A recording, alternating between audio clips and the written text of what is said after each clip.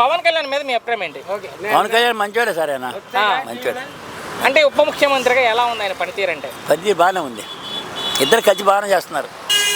చంద్రబాబు నాయుడు గారు పవన్ కళ్యాణ్ గారు ఇద్దరు బాగానే చేస్తున్నారు. డిప్యూటీ సీఎం అయ్యాక ప్రజలకు మంచి చేస్తున్నారా లేదా పవన్ కళ్యాణ్? మంచి చేస్తున్నాడు. ఎక్కడ కనపడతలేదు అంటున్నారు కదా పవన్ కళ్యాణ్ కొంతమంది.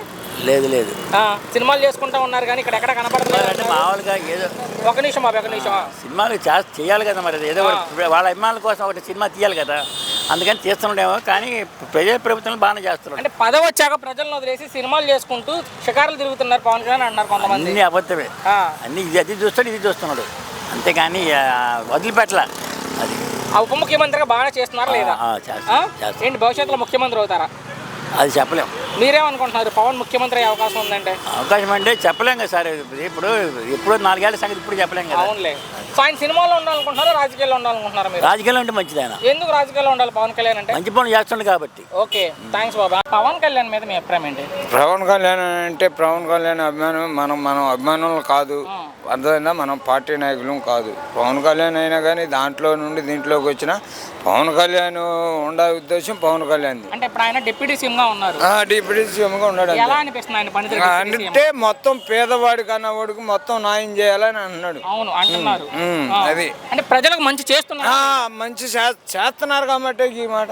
ఎక్కడ చేయట్లా, సినిమాలు చేసుకుంటున్నాడు పవన్ కళ్యాణ్ అంటున్నారు. ఏ సినిమా వచ్చింది చెప్పు?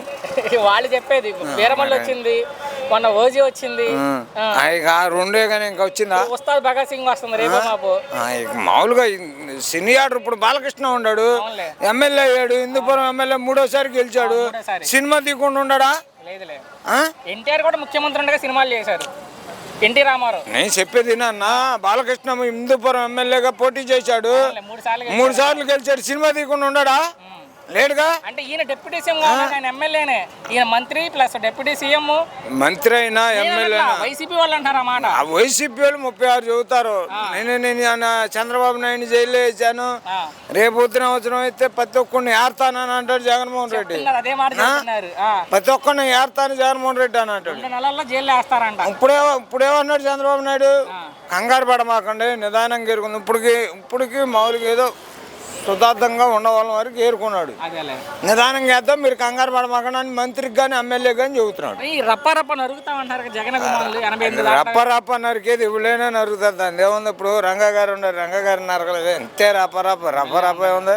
అది ఒక్క మాట పవన్ కళ్యాణ్ గురించి, పవన్ కళ్యాణ్ గురించి చెప్పేది ఏం లేదన్న. పవన్ కళ్యాణ్ నెంబర్ 1, దానికి మేము కాదు అట్లా. సినిమాలో ఉండాలనుకుంటున్నారు, రాజకీయాల్లో ఉండాలనుకుంటున్నారు మీరు?